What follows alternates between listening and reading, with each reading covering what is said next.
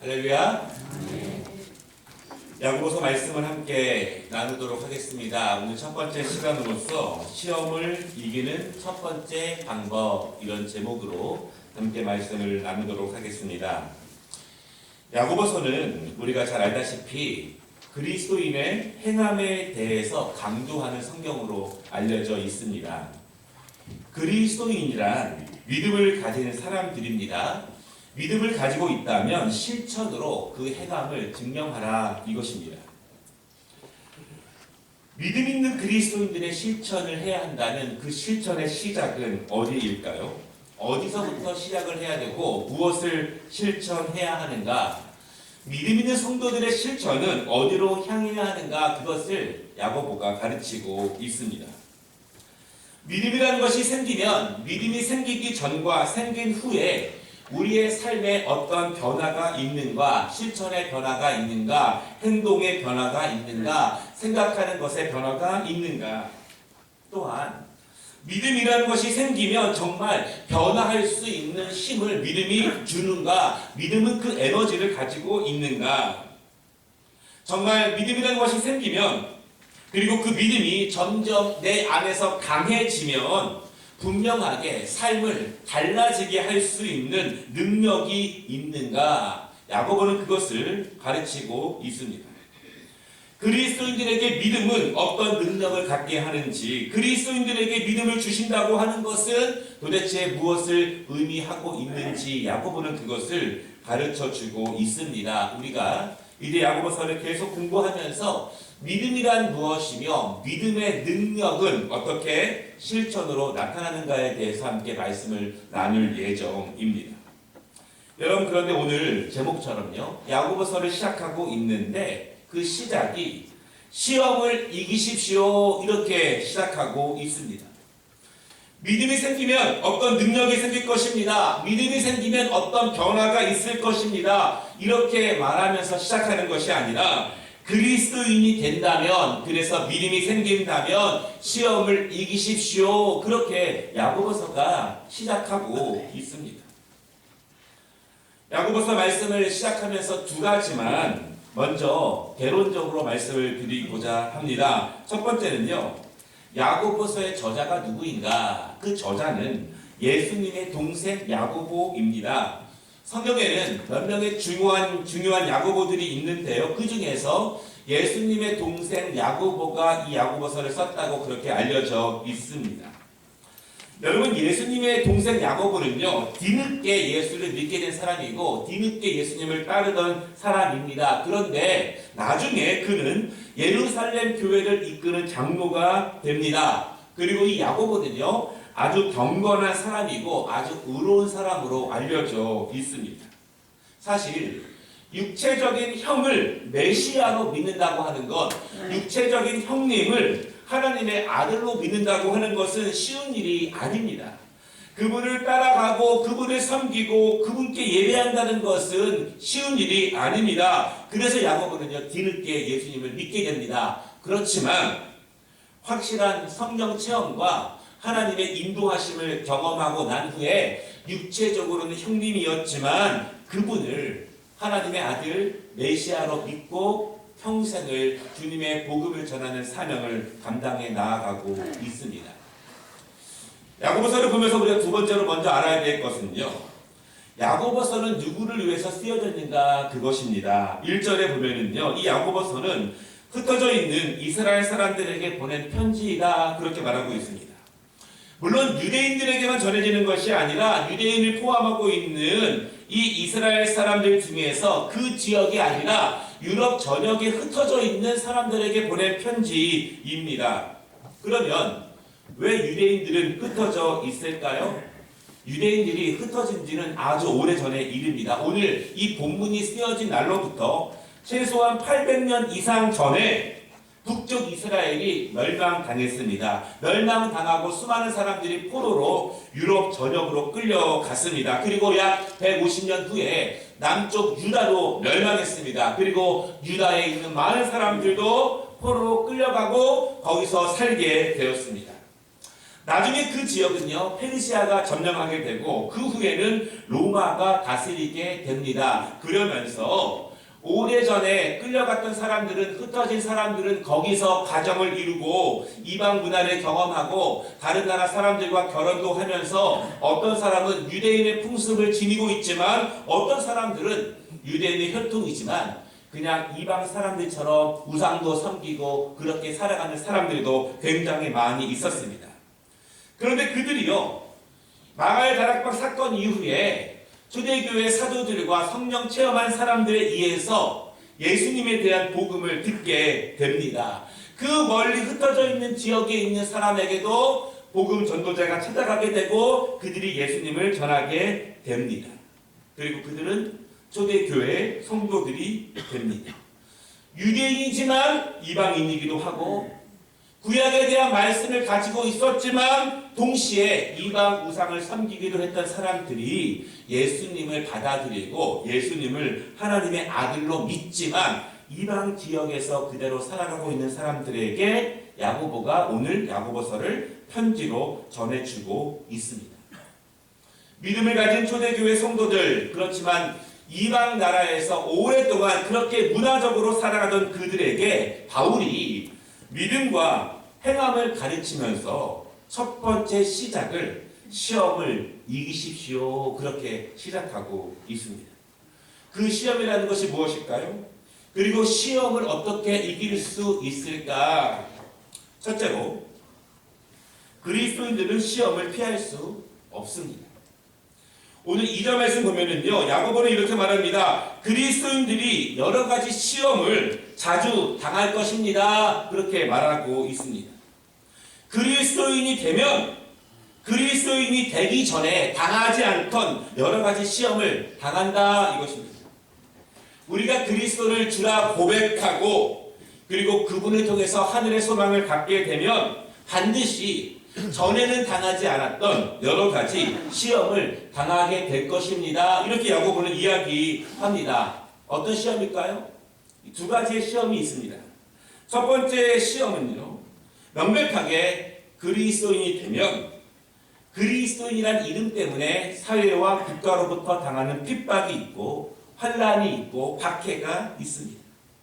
초대교회 성도들은요 실질적인 이런 국가적인 박해를 경험하면서 사회적인 제재를 경험하면서 신앙을 지키게 됩니다. 초대교회 시절에 예수를 믿기로 결심한다고 하는 것, 신앙 공동체 교회에 나와서 함께 하나님께 예배하고 찬양한다고 하는 것, 그것은 사회와 국가로부터 있는 제재와 핍박과 박해를 감수하겠습니다. 이렇게 다짐하면서 예수님을 믿게 됩니다. 비록 로마 황제가 죽이려고 하고 우리의 삶에 제재가 가해지고 그래서 우리의 삶이 실제적으로 피폐해져도 우리의 생활 전선에 문제가 생겨도 그럼에도 불구하고 예수님의 복음이 더욱더 귀하기 때문에 그리스도인이 되겠습니다. 이것이 초대교회 성도들의 실제적인 신앙의 모습입니다. 여러분 초대교회 시절에는요 예수를 믿는다고 하는 것은 내가 예수를 통해서 복을 받겠습니다 그런 의미로 예수를 믿는 것은 아닙니다. 예수를 믿으면 그분이 우리의 가정을 강건하게 해줄 것입니다. 그것이 아닙니다. 예수를 믿으면 예수님이 내가 하는 일에 복을 주실 것입니다. 우리 자녀들을 잘되게 할 것입니다. 그런 기대 때문에 예수를 믿기로 결심한 사람은 단 한 명도 없습니다. 다만 그분의 복음이 진리이기 때문에 그분을 따르는 것이 가장 큰 축복이기 때문에 박해와 사회적인 제재가 있다는 것을 뻔히 알면서도 믿음의 동료들이 그렇게 박해를 당하며 힘듦과 어려움으로 고생하는 것을 보면서도 기꺼이 예수님이 걸어가신 십자가의 길을 가겠습니다. 이것이 더 귀합니다. 이렇게 살아간 사람들이 초대교회 성도들의 모습입니다. 어찌 보면 그들은요 시험을 당한 사람들이 아닙니다. 어찌 보면 그들은 시험 앞으로 당당하게 스스로 걸어나간 사람들일 수 있습니다.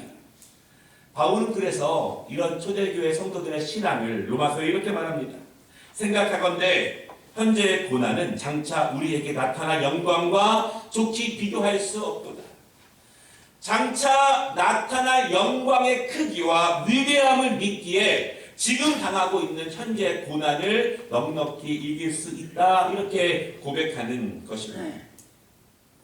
두 번째 시험이 있는데요. 두 번째 시험 역시 그리스도인이 되기 전에는 당하지 않던 시험입니다. 그것은 그리스도인들에게는요, 내적 유혹이 있다는 것입니다. 전에는 아무렇지도 않았습니다. 전에는 습관처럼, 문화처럼, 그렇게 관습처럼 해오던 일입니다. 그러나 이제는 성경의 가르침을 받게 되니 망설여집니다. 그리고 전에는 너무나 자연스럽게 했던 일들을 이제는 하지 못할 것 같습니다. 말씀을 매주 듣습니다. 말씀을 배웁니다. 그리스도의 가르침을 알게 됩니다. 배우면 배울수록 내적 갈등이 더 커지는 거예요. 전에는 몰랐는데 이제는 하나님이 무엇을 기뻐하시는지를 알게 됩니다. 복 있는 자의 길이 어떤 길인지를 알게 됩니다. 몰랐을 때에는 그냥 무덤덤하게 하던 일들이 알게 되니 내적 갈등이 생깁니다. 하나님의 말씀에 대한 것과 나의 몸에 길들어진 내적 습관들과 내 생각의 주관들이 끊임없이 충돌하게 됩니다. 하나님의 말씀을 배우면 배울수록, 들으면 들을수록 왜 하나님의 말씀은 나에게 더 많은 변화를 그렇게 많이 요구하는지. 여러분, 사실 그래요. 초보 그리스도인들에게는 성경이 많은 변화를 요구하지 않습니다. 왜냐하면 기초적인 것만 알기 때문에 그렇습니다. 그러나 하나님의 말씀을 배우면 배울수록 하나님은 우리에게 더 많은 것을 요구하십니다. 더 많은 내적 갈등을 유발합니다. 우리는 그 사이에서 신앙을 결정하게 됩니다. 왜 그렇게 하나님의 말씀은 배우면 배울수록 내 마음에 불편함을 많이 유발하게 하는가? 하나님 말씀을 배우면서 기쁜 것이 아니라 우리 마음에 불편함이 더 많이 생겨가게 됩니다. 왜냐하면 그것은 예수를 믿기 전에는 경험하지 않던 시험들입니다. 예수를 믿게 되면 그러한 시험들이 우리에게 다가오게 됩니다. 어떤 분은 이렇게 말합니다. 저는 예수 믿기 전에도 그렇게 나쁘게 살지 않았습니다. 완벽하지는 않았지만 착하게 살았습니다. 다른 사람들에게 피해를 주는 사람이 아니에요. 그러나 문제는 착하게 살았고 나쁘게 살았고의 문제가 아닙니다. 하나님의 말씀에 떠나 있었다고 하는 것, 하나님의 말씀을 몰랐다고 하는 것, 하나님의 가르침에 합당하게 못 살았다고 하는 것, 예수님을 주인으로 모시지 못한 것, 하나님의 말씀이 삶의 기준이 되지 못한 것, 그것이 우리에게 죄가 되는 것이고 죄의 습관이 된 것입니다. 초대교회 성도들에게 그리스도인이 된다고 하는 것은 이러한 두 가지 시험을 당한다는 것을 의미합니다. 실제로 수많은 동료들이 그러한 시험 때문에 힘들어하는 것을 바라보면서도 그리스도인이 된다고 고백하면서 주 앞으로 나아가게 됩니다. 실제적인 박해가 있었고 말씀과 삶에 대한 내적 갈등이 있었습니다. 여러분, 그런데요, 오늘 2절에 보면은요, 2절에 핵심 단어가 있는데 그것은 여기다 라고 하는 단어입니다. 그리스도인이 되어서 심한 박해를 당하고 사회로부터 외면을 당하고 그럼에도 불구하고 온전히 기뻐하라, 그렇게 말합니다.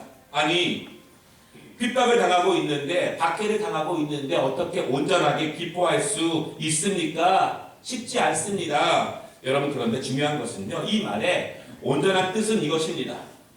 너희가 여러 가지 시험을 당하지만 그럼에도 하나님이 주시는 기쁨을 놓치지 말아라, 이런 뜻입니다.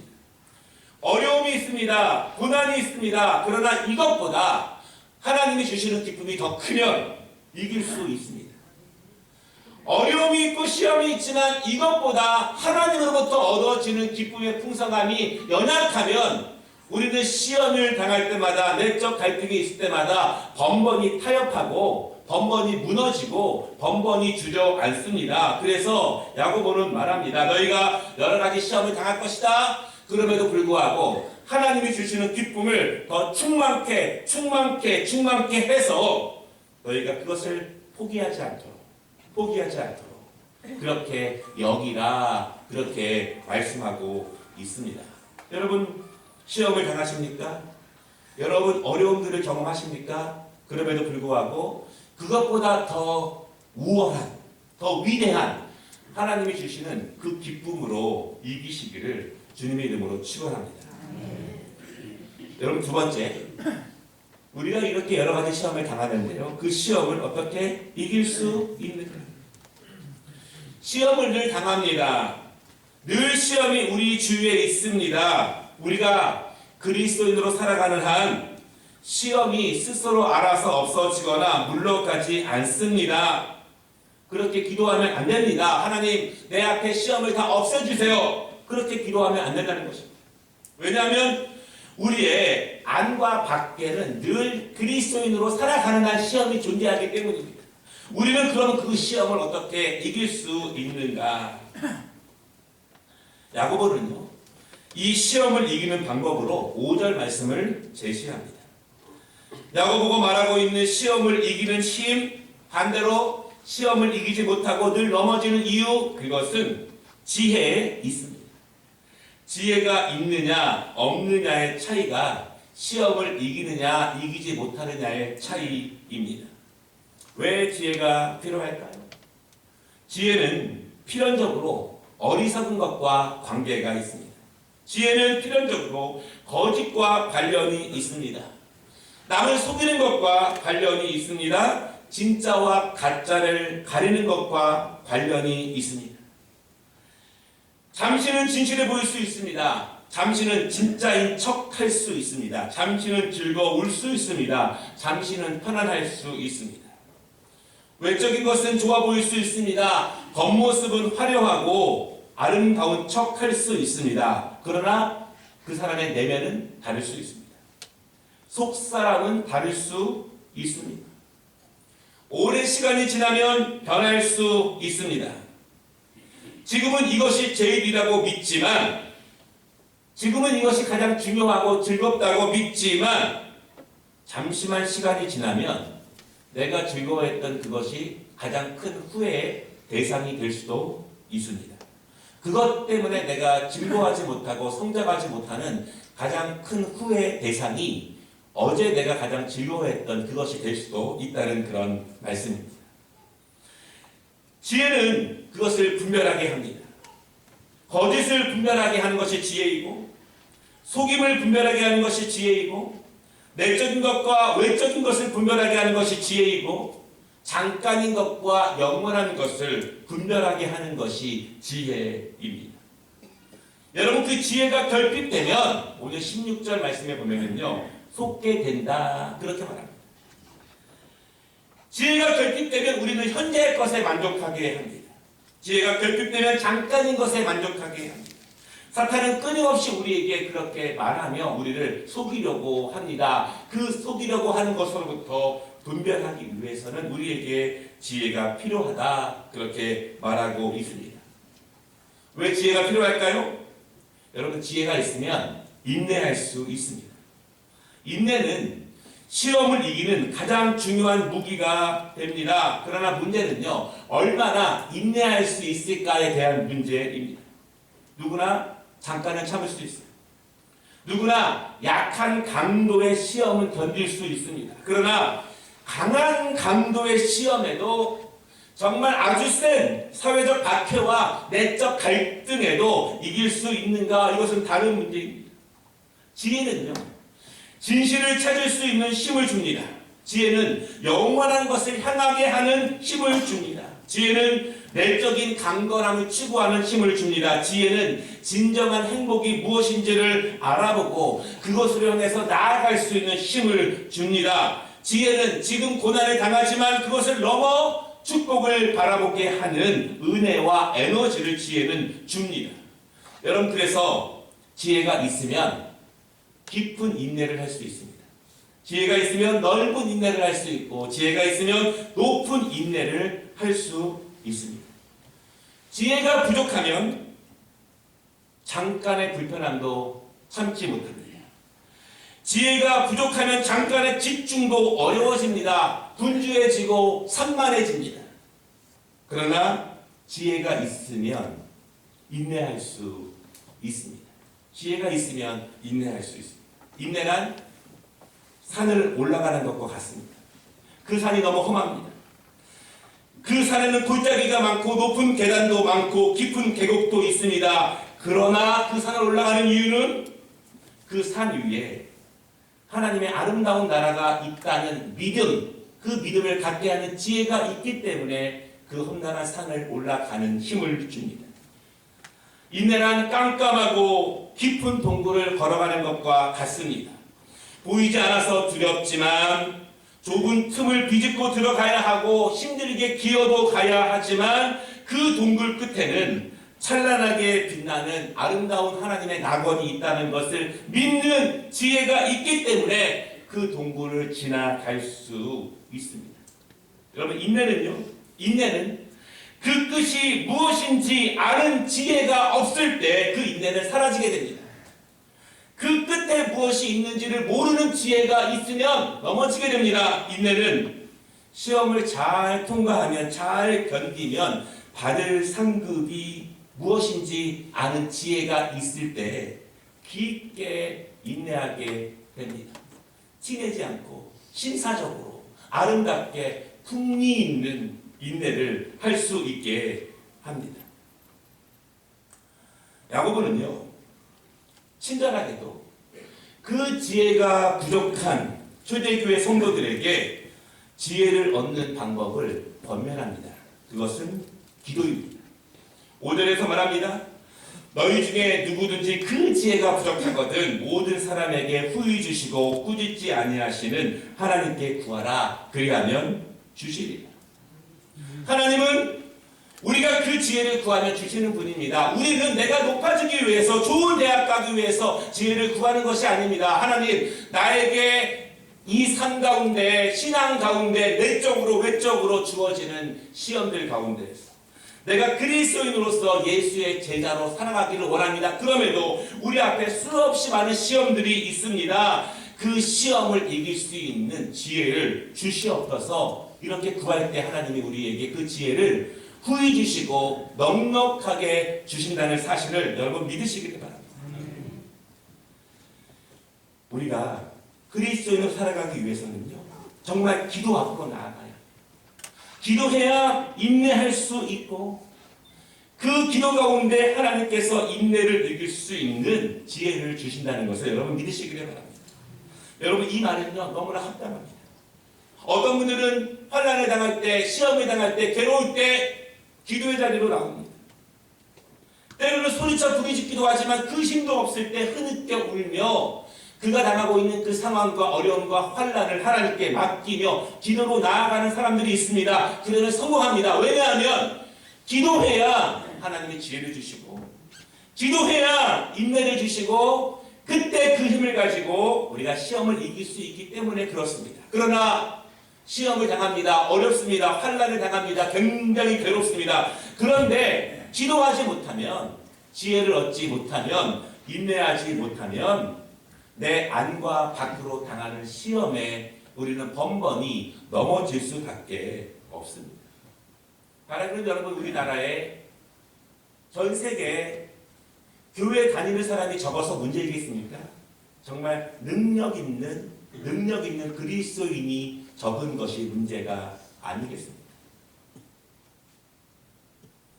그 지혜가 있으면 인내를 통해서 승리할 수 있음을 여러분 믿으시기 바랍니다.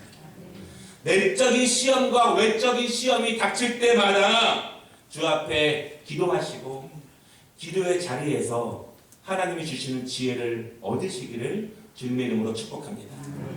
말씀을 마치겠습니다. 그러면 기도하지 않으면 어떻게 되는가? 기도를 통해서 지혜를 얻지 못하면, 그래서 인내를 얻지 못하면 어떻게 되는가? 6절 말씀을 보면은요, 의심하게 됩니다. 의심하게 되면 요동하게 됩니다. 6절의 정확한 뜻, 의심해서 요동한다고 하는 것은요, 결국 스스로 판단한다는 것입니다. 의심하게 되면 그 의심을 분별할 수 있는 지혜를 갖지 못하면, 그래서 인내하지 못하게 되면 결국 스스로 판단합니다. 지혜가 없으면 스스로 판단합니다. 스스로 결정합니다. 스스로 정의를 내립니다. 그렇게 걸어갑니다. 그런데 7절에 이렇게 말합니다. 이런 사람은 무엇이든지 주께 얻기를 생각하지 말라. 하나님이 주시는 지혜로 그것을 극복해야 하는데 결국 의심 가운데 지혜를 얻지 못하면 스스로 판단하게 됩니다. 그러면 망하게 됩니다. 기도하지 않고 그 인내를 얻지 못하면 어떻게 될까요? 8절 말씀에 두 마음을 품어 모든 일에 정함이 없는 사람이 된다고 말하고 있습니다. 두 마음이 무슨 마음일까요? 마음이 두 개 가지고 있는 것이 아니라 내 마음이 두 개로 갈라졌다는 것입니다. 내 마음이 두 개로 나뉘어졌다라고 하는 것입니다. 마음은 하나인데 그 마음이 두 개가 되어버린 것입니다. 우리는 그래서 기도해야 합니다. 우리의 마음이 하나가 될 수 있도록 온전함으로 나아갈 수 있도록 그 지혜를 얻을 수 있도록 인내를 가질 수 있도록 스스로 판단해서 시험을 당하고 당하는 것이 아니라 하나님이 주시는 지혜로 승리할 수 있도록 그렇게 살아가라고 야고보가 흩어져 있는 초대교회 성도들에게 권면하고 있습니다. 여러분, 시험은 늘 찾아옵니다. 여러분들이 당하는 시험에 대해서 말씀하실 때마다 같이 아파하고 함께 기도하지만 시험을 없애달라고 기도하는 것이 아니라 주여 우리가 그리스도인으로서 더 정직하게 살 때마다 더 의롭게 살 때마다 더 예수님의 제자답게 살 때마다 우리에게는 시험이 많이 닥쳐옵니다. 그 시험을 없애주는 것이 아니라 주님이 주시는 지혜와 인내로 그것을 넘어가게 하시옵소서 이렇게 기도하시기를 바랍니다. 우리가 사는 지금 이 시대는요, 초대교회 시대와는 많이 다릅니다. 그러나 같은 것이 있습니다. 우리도 지금 시험을 당한다는 것입니다. 우리도 지금 지혜가 필요하다는 것입니다. 그리고 우리도 지금 기도해야 한다는 것은 같습니다. 오늘 초대교회 성도들에게 야고보가 분명한 것처럼 기도의 은혜와 기도의 능력, 기도의 지혜를 통해서 우리 안과 밖에 있는